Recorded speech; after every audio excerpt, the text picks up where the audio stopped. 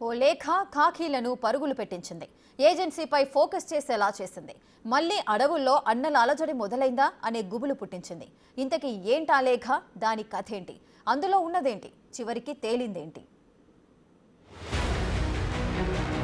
ములుగు జిల్లాలో మావోయిస్టుల లేఖ కలకలం. కర్రిగుట్టల ప్రాంతంలో బాంబులంటూ ప్రచారం. మావోయిస్టుల పేరుతో ప్రచారంలోకి ఓ లేఖ.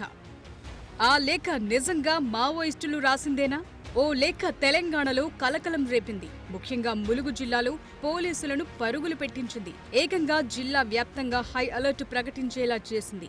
ఇంతకీ ఆ లేఖ సారాంశమేంటంటే, వెంకటాపురం మండలంలోని కర్రిగుట్టల ప్రాంతంలో బాంబులు అమర్చాం, ఆ చుట్టుపక్కల ప్రాంతానికి ప్రజలెవ్వరూ రాకూడదని అందులో ఉంది. దీంతో పోలీసులు పరుగులు పెట్టారు.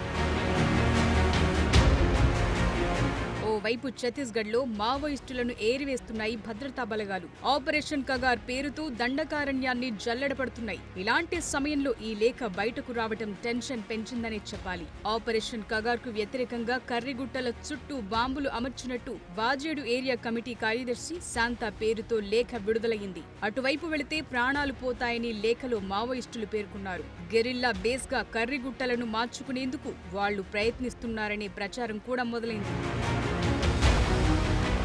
కానీ ఆ లేఖకు సంబంధించి మరో కీలక విషయం వెలుగులోకొచ్చింది. కర్రిగుట్టలో మందు పాతరలంటూ వచ్చిన మావోయిస్టుల లేఖ ఫేక్ అని తేలింది. అసలు అలాంటి లేఖ రాయలేదని మావోయిస్టులు చెప్తున్నారు. ఎవరో కావాలని ఆ లేఖను పుట్టించారని ఆరోపిస్తున్నారు. అంతేకాదు, లేఖలో పేర్కొన్నట్టు శాంత పేరుతో మావోయిస్టుల్లో ఎవరూ లేరని క్లారిటీ ఇచ్చారు. ఆ లేఖలో ఉన్న భాష కూడా తమది కాదంటున్నారు. మరి ఆ లేఖను రాసిందెవరు? ఎందుకు రాశారు? ఆకతాయిలు చేసిన పనా, లేక పోలీసులే ఈ లేఖను సృష్టించి ఆ ఏరియాల్లో అలజడి సృష్టించాలనుకున్నారా అనేది తేలాల్సి ఉంది.